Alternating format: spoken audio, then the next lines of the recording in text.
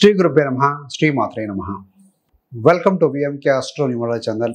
November 2025 కన్యా రాశి మాస ఫలాలు ఏ విధంగా ఉండబోతున్నాయో చూద్దామండి. కన్యా రాశికి అధిపతి బుధుడు.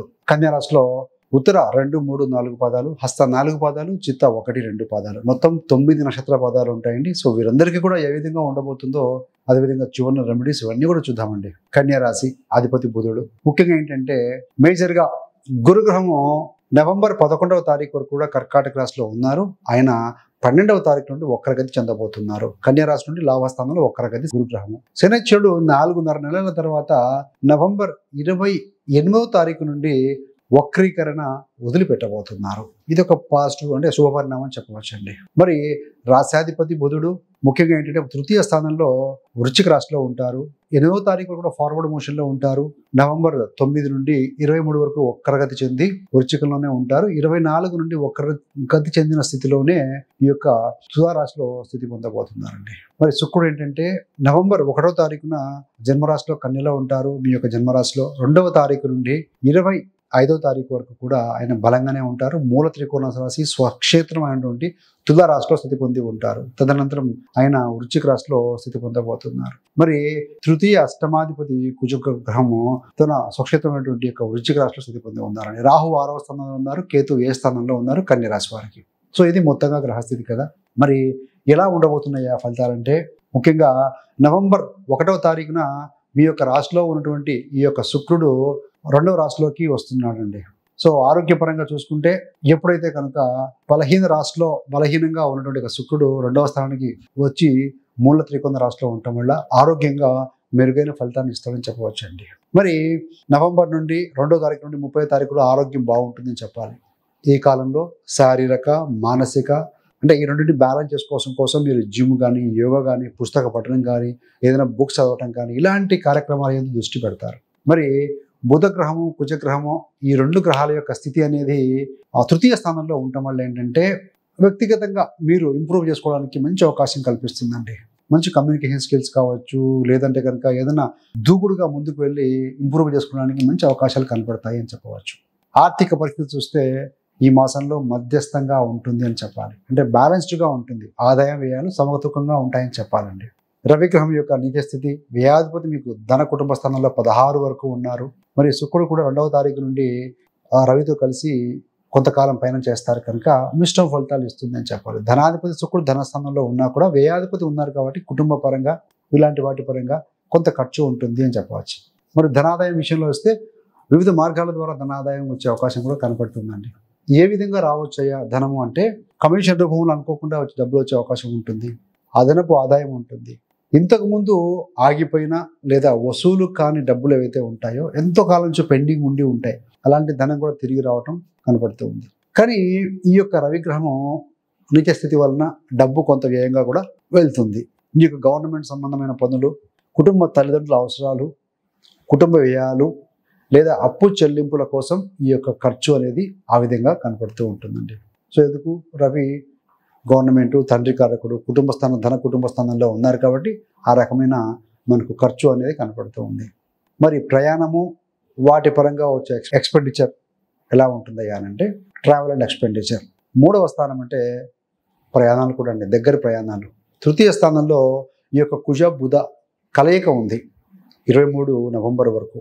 సో ప్రయాణాలు కాస్త అధికంగా చేయాల్సి వస్తుంది. మీ యొక్క రాశి లగ్నాధిపతి కన్య రాశి వరకు బుధుడు తృతీయంలో ఉన్న ప్రయాణాలు. సో చిన్న ప్రయాణాలు కావచ్చు, దూర ప్రయాణాలు కావచ్చు, అకస్మాత్తుగా ఇతర పట్టణాలకు లేదా పక్క ఏదైనా ఊర్లకు కానీ వెళ్ళాల్సిన అవసరం కూడా వచ్చే అవకాశం ఉందండి. ముఖ్యంగా వాహన ప్రయాణాలు ఎక్కువగా ఉంటాయని చెప్పాలి. ఏదైనా స్క్రాచ్ గీతలు పడడం కావచ్చు, పెయింట్ డ్యామేజ్ కూడా కలిగే అవకాశం ఉంది వాహనాదులకి కూడా. వ్యయం అనేది ఈ యొక్క ప్రయాణాల వల్ల కూడా పెరుగుతుంది అని చెప్పాలండి. మరి ఈ యొక్క కుటుంబ జీవితం, ఫ్యామిలీ లైఫ్, ఫ్యామిలీ హ్యాపీనెస్ ఏ విధంగా ఉంటుంది అన్నప్పుడు ఈ యొక్క చతుర్థాధిపతి గురుగ్రహము లాభస్థానంలో ఉండటం వల్ల 4వ అధిపతి 11లో ఉన్నారు కాబట్టి కుటుంబానికి లాభాలు కలుగుతాయి. కుటుంబ విస్తరణ ఎక్స్పాన్షన్ ఉంటుంది. మీ ఫ్యామిలీ ఏదైనా కొత్త సభ్యుడు చేరటం కానీ ఇల్లు లేదా వాహనం కొనుగోలుకు కూడా అవకాశాలు కనపడుతూ ఉన్నాయి. శుభ కార్యక్రమాలు జరగటం, వివాహం లేదా కొత్త ఆస్తుల సంపాదన జరిగే అవకాశం కనపడుతుంది. మరి కొంతమంది కుటుంబంతో కలిసి తీర్థయాత్రలకు పుణ్యక్షేత్ర సందర్శన కూడా చేసే అవకాశం కూడా కనబడుతుంది. ఇవన్నీ కూడా గోచార గ్రహస్థితుల అనుసారంగా చెప్పేదండి. చంద్ర ఆధారిత ఫలితాలండి. మీ యొక్క వ్యక్తిగత జాతకం కూడా దయచేసి చెక్ చేసుకోండి. మరి సంతాన సంబంధంగా అంటే చిల్డ్రన్ అండ్ స్టూడెంట్ సంబంధంగా ఏ విధమైన ఫలితాలు ఉంటాయి అన్నప్పుడు, మొదటిగా సంతాన సంబంధంగా చూసినప్పుడు ఈ యొక్క పంచమ స్థానం మీద గురుగ్రహ దృష్టి ఉంటుంది కాబట్టి చిన్న చిన్న సమస్యలు ఏమైనా ఉంటే కనుక సెట్రై కాబడతాయండి. పిల్లల విద్య ఉద్యోగాల్లో కూడా అభివృద్ధి ఉంటుంది అని చెప్పవచ్చు. సో కాకపోతే ఈ యొక్క చంద్ర రాహు ఈ కలయిక కొంతకాలం ఉండటం వల్ల సో చిన్న చిన్న ఏదైనా అబద్ధాలు చెప్పడము లేదంటే మొండి స్వభావము మీ యొక్క సంతానంలో కనపడే అవకాశం కూడా గోచరిస్తూ ఉంది. కానీ ఓవరాల్గా ఏంటంటే గురుదృష్టి ఎప్పుడు కూడా మంచిది కాబట్టి ఫలితాలు మాత్రం శుభదాయకంగా ఉంటాయి అని చెప్పవచ్చు. మరి స్టూడెంట్స్కి సంబంధించి వారి యొక్క విద్యా ఫలితాలు ఏ విధంగా ఉంటాయంటే, విద్యార్థులు మెరుగుపరుచుకుంటారు, వాళ్ళకి ఫలితాలు మెరుగుగా ఉంటాయి, ఇంప్రూవ్మెంట్ అదే ఉంటుందండి. వారి యొక్క గోల్ సాధించే అవకాశం కనబడుతూ ఉంది. కాకపోతే స్టూడెంట్స్ ఏంటంటే కొన్ని విషయాల యందు తల్లిదండ్రులతోటి వాగ్వాదం చేసే అవకాశం ఉంటుంది. సో ఇలాంటి వాటి విషయంలో కొంచెం దూరంగా ఉండండి. పేరెంట్స్తో గొడవ పెట్టుకోకూడదు. నవంబర్ 1 నుండి 20 వరకు కూడా బెటర్ మీకు ఈ గ్రూప్స్ నుంచి జన సందోహం నుంచి దూరంగా ఉండటమే మంచిదండి. మొబైల్ కానీ ఏదైనా మనీ పర్స్ వ్యాలెట్ కానీ దొంగతనమో లేదా కోల్పోయే అవకాశం కూడా కనబడుతూ ఉంది. తృతీయంలో కుజుడు బుధుడు కలిసి ఉన్నారు, బుధుడు వక్రీకరించి ఉన్నాడు కాబట్టి సో ఆ విధంగా ఫలితం ఉంటుంది. మరి జాబ్ పరంగా ఉద్యోగ పరంగా అంటే కెరీర్ అండ్ జాబ్ ఏ విధంగా ఉంటుంది నవంబర్లో ఈ యొక్క కన్యా రాశి వారికి అంటే, ఉద్యోగానికి సంబంధించి 6వ స్థానంలో 6వ భావంలో కొంత అంటే 2.5 రోజుల పాటుగా చంద్ర రాహు సంయోగం ఉంటుందండి. ముఖ్యంగా నవంబర్ 1 నుండి 10వ తారీఖు వరకు కూడా ఈ కాలంలో కొంత జాగ్రత్తగా ఉండాలి.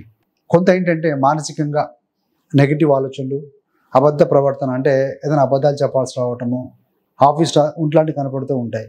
ఆఫీస్ పాలిటిక్స్లో ఇన్వాల్వ్ అవ్వాలనిపిస్తూ ఉంటుంది. ఇలాంటి వాటి నుంచి దయచేసి దూరంగా ఉండండి. ఇతరుల గురించి థర్డ్ పర్సన్ గురించి చర్చించడం మానండి. దట్ ఈస్ బెస్ట్ అండి. లేకపోతే అపకీర్తి, బ్యాడ్ నేమ్ వచ్చే అవకాశం ఉంది. కొంతమంది ఇది ఎక్కువగా ఉన్నవాళ్ళు మేనేజ్మెంట్ వారిని సస్పెన్షన్ కూడా చేసే అవకాశం ఉంటుంది. కాబట్టి సో గాసిప్స్కి దూరంగా ఉండండి దయచేసి.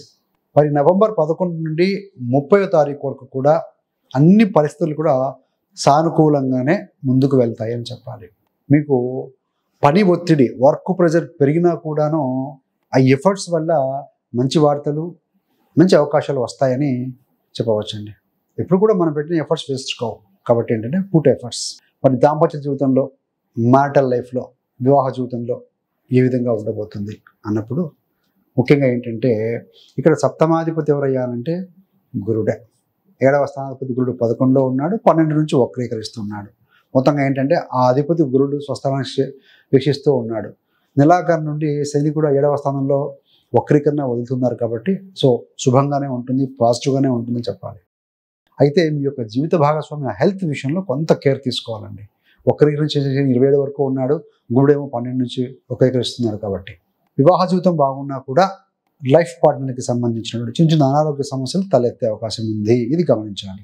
ఏదైనా వివాహం కాని యువకులు ఉంటే వారి వివాహానికి సంబంధించిన విషయాలు పేరెంట్స్తో చర్చించడానికి ఇది మంచి సమయంగా భావించాలి. మీ యొక్క జీవిత భాగస్వామికి ఆర్థిక అభివృద్ధి ఉంటుంది, అనుకున్న డిజైర్స్ కోరికలు నెరవేరే అవకాశం ఉంటుంది, పేరు ప్రఖ్యాతులు కూడా వచ్చే అవకాశం ఉంది. కానీ శని వక్రగతి చెంది మీనంలో ఉండటం వల్ల అంటే కాళ్ళ నొప్పి, జాయింట్ పెయిన్స్ లేదా చిన్న గాయం జరిగే అవకాశం ఉంది. కాబట్టి సో కొంత మీరు జాగ్రత్తగా ఉండాలి. దంపతులు కలిసి తీర్థయాత్ర లేదంటే కనుక ఎక్కడైనా ఒక ప్రదేశాలు సందర్శించడం వల్ల మానసికంగా ప్రశాంతతనిచ్చే అవకాశం కనపడుతూ ఉంటుందండి. ఎందుకంటే స్ట్రెస్లో ఉన్న వాళ్ళకి కొంత రిలీఫ్ అనేది ఉండాలి. మరి వ్యాపారంలో ఏ విధంగా ఉంటుందయ్యారంటే బిజినెస్ అండ్ ట్రేడింగ్ విషయంలో చూస్తే ముఖ్యంగా వ్యాపారాలు ఏదైనా ఫ్యాక్టరీ నిర్వహించే వాళ్ళు అయితేనేమి ఉత్సాహభరితమైన కాలం అని చెప్పాలండి. 10వ భావాధిపతి అయినటువంటి 3వ స్థానంలో మంగళ బుధి ఇది ఉండటం వల్ల అంటే కుజుడు ఈ యొక్క బుధుడు ఉండటం వల్ల ముఖ్యంగా ఏంటంటే మంచి మంచి ట్రావెలింగ్ చేస్తారు, ప్రయాణాలు చేస్తారు, రావాల్సిన డబ్బు తిరిగి పొందడం కానీ, ఐటమ్స్ ఏదైనా కొనడం కానీ, మార్కెటింగ్ సంబంధించిన కార్యక్రమాల విస్తరణ, ఎక్స్పాన్షన్ బాగా ఉంటుందని చెప్పవచ్చు. కొత్త కొత్త వ్యూహాలు రచించడము, వ్యాపార ప్రణాళికలు కూడా రూపొందించే అవకాశం చాలా బలంగా ఉందండి. కొత్త ఉత్పత్తులు ఏదైనా ప్రారంభించడం కానీ, ట్రేడ్ మార్క్ రిజిస్ట్రేషన్ చేసుకోవటం లేదా ఏదైనా కొత్త బ్రాంచ్ ఓపెన్ చేయటం ఇట్లాంటివి కూడా ఈ మాసంలో కనపడుతూ ఉన్నాయి. బిజినెస్ పరంగా మనం చూసినప్పుడు మొత్తంగా చూస్తే ఈ యొక్క నవంబర్ మాసం అనేది కాస్త నెమ్మదిగా ఉన్నా కూడా ఫలితాలు మాత్రం పాజిటివ్గానే ఉన్నాయండి. గురుడు వక్రీకరణ 12 జరుగుతూ ఉంది కాబట్టి వివాహం విషయంలో కానీ, బిజినెస్ డీల్లో కొంచెం స్లో అయినా కూడా ఫలితం గ్యారంటీ అండి. వృత్తి స్థానాధిపతి బుధుడు తృతీయంలో ఉండటం వల్ల ప్రయాణాలు చేయాల్సి రావటం, కొంతమంది ట్రైనింగ్ సెషన్స్ అటెండ్ కావడం లాంటివి కూడా జరుగుతూ ఉంటాయి. విద్యార్థులకు మాత్రం చాలా పాజిటివ్గా ఉంటుంది.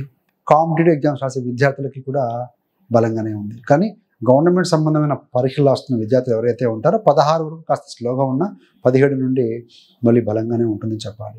ముఖ్యంగా స్త్రీలకు మీ కుటుంబంలో మీ మాటకు విలువ పెరుగుతుంది. శుక్రుడు ధన కుటుంబ స్థానంలో ఉన్నారు 2వ తారీఖు నుంచి 30వ తారీఖు వరకు. కాబట్టి కుటుంబ సౌఖ్యము అన్నీ ఉంటుంది, మీ మాటకు విలువ పెరుగుతుందని చెప్పాలండి. మరి రెమెడీ పరంగా చూసినప్పుడు మీ యొక్క రాశాధిపతి బుధుడు వక్రీకరించి ఉన్నారు 3వ స్థానంలో. కాబట్టి మీరు ఏదైనా కమ్యూనికేషన్ కానీ అగ్రిమెంట్ చేసుకునే విషయంలో కానీ 1కి 2 సార్లు ఆలోచించి నిర్ణయం తీసుకోవాలండి. తృతీయం అంటే హ్యాండ్ రైటింగ్, కమ్యూనికేషన్, అగ్రిమెంట్స్, ఒప్పందాలు. మరి బుధుడు శత్రుక్షేత్రంలో ఉన్నారు కాబట్టి బుధగ్రహ స్తోత్ర పఠనం చేయటం, విష్ణుమూర్తి ఆరాధన కాస్త బెటర్మెంట్కి ఫలితాలకు దారితీస్తుంది. అదేవిధంగా వ్యయాధిపతి రవి ద్వితీయంలో ఉన్నాడు, వ్యయంలో కేతు ఉన్నారు కాబట్టి కొంత ఖర్చు కూడా కుటుంబ పరంగా ఉంటుంది. ఖర్చు యోగం ఉంది కాబట్టి జాగ్రత్తగా ఇన్వెస్ట్ చేసుకోగలిగితే కనుక రాబోయే రోజుల్లో అది ఫెచ్చింగ్ అయ్యే అవకాశం ఉంటుందండి.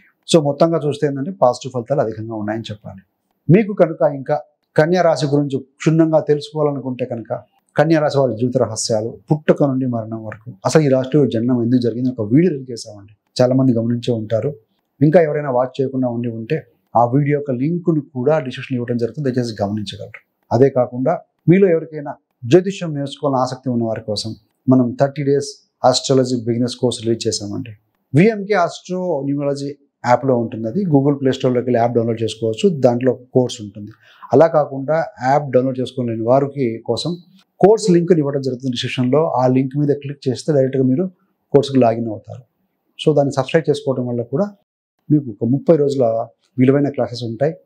మీ కంఫర్ట్, మీరు స్టూడెంట్స్ కావచ్చు, గృహిణులు కావచ్చు, ఉద్యోగస్తులు కావచ్చు, వ్యాపారస్తులు కావచ్చు, మీ యొక్క కంఫర్టబుల్ టైంలో అన్ప్రొడక్టివ్ టైంలో ప్రొడక్టివ్గా మార్చుకోవడం కోసం జ్యోతిషం నేర్చుకోవాలనుకుంటే ఆ టైంలో మీరు 1-2 సార్లు ప్రతి వీడియో కూడా వాచ్ చేస్తూ నోట్ చేసుకొని ప్రాక్టీస్ చేయడం వల్ల కూడా మీకు ఉపయోగం ఉండొచ్చండి. Thanks for watching.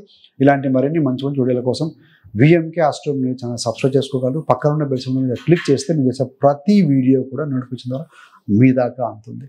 సర్వేజన సుఖినో భవంతు. స్వస్తి.